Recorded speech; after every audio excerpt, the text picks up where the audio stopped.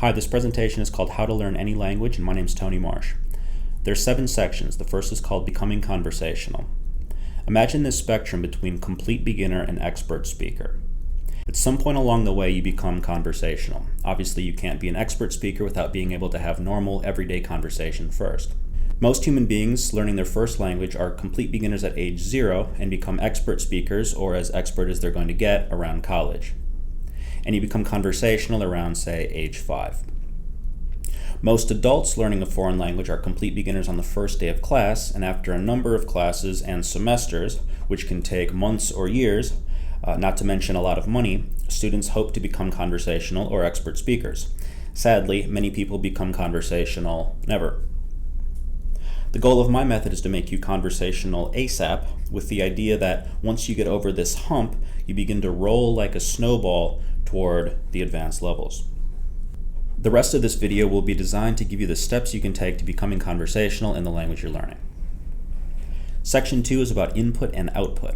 Input is listening and output is speaking. Now, conversation is like a tennis game, and when you're speaking, it's like you're serving the ball, and when you're listening, it's like your partner has hit the ball to you.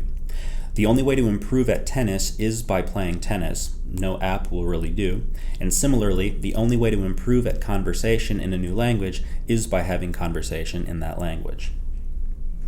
But there's a catch-22, which is I can't practice because I'm not good enough, or I'm not ready, or I'm not comfortable, but the reason I can't get good enough is because I don't practice. So the question now is, how can you get good enough so that you can get better? Section 3 is called Structure, and it's the key to conversation. This brings us to the language matrix concept, which is also the name of my online training company, and it's the centerpiece of my teaching practice. The idea is that with very few words, you can say much of what you want to say just by mixing and matching building blocks on a grid. Take the verb I like and add to speak and Spanish. So you can say I like to speak Spanish. Or you could say I want to speak Spanish. And you can say, I want to learn Spanish. You could say, I need to learn Spanish. I need to practice Spanish. I want to practice with you, and I need to practice more.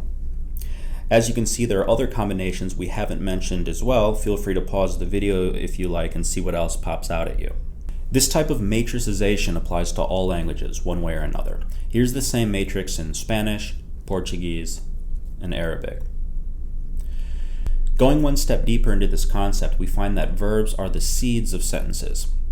Take that verb I like, and imagine that the rest of the sentences are growing out from it like branches.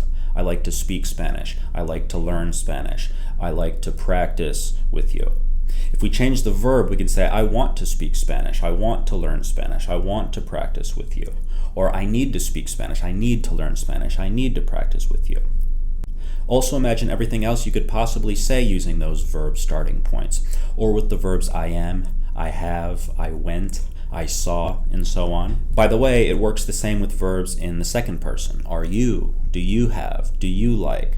In this way, you can create infinite possibilities for conversation, questions, and answers. I always visualize verbs on a verb timeline, past, present, and future.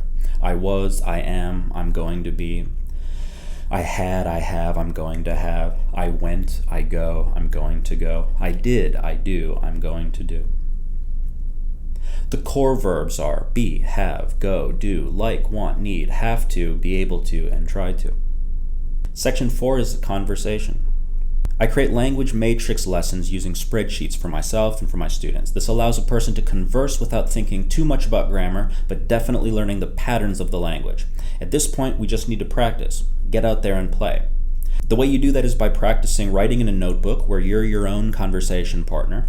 You can also think of it as journaling in the target language, texting and messaging online, and speaking with people in real life as much as you can. Section 5 is building your routine. Throughout this process of practicing writing and speaking, you'll find yourself repeating many of the same core topics and verbs. Topics such as talking about yourself, which requires verbs like I am, home or family, which requires I have, work and daily routines using the verb I go, and what you like to do for fun using verbs like I do or I like. Core topics require core verbs. You can expand these topics into what I like to call your routine, similar to a stand-up comedian's routine where you riff on more or less pre-planned material or bits. This allows you to be more successful in conversations, which helps you pick up new things, gain experience, and generally improve your conversation skills, growing and rolling faster and faster like a snowball. An important point to mention here is that the more questions you ask during a foreign language conversation, the more listening practice you get when the other person responds, which lets you model or imitate their speech and pick up new words and phrases. That brings us to listening strategy. The main thing to say about listening strategy is that you should only listen for keywords, which is to say words that you do understand, and have the discipline to immediately disregard words that you don't understand. Many foreign language students mistakenly think that in order to understand the other person, they need to understand every word. But when you're listening to someone speak your own language, you're not listening to every single word. Instead, you're listening for the main words and putting the idea together in your head. That's why foreign language students often say, slow down, speak more slowly, so they can understand each word. But in reality, if you just sit back and listen to the other person speak naturally, even quickly, you can actually understand more because that way you're hearing more total words and therefore more keywords, which are the clues to understanding the person's main point.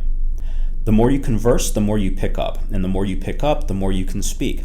You reach a critical mass point where you're big enough and heavy enough, like a snowball, to roll on your own, and the learning process becomes more and more automatic. Section 7 is the snowball.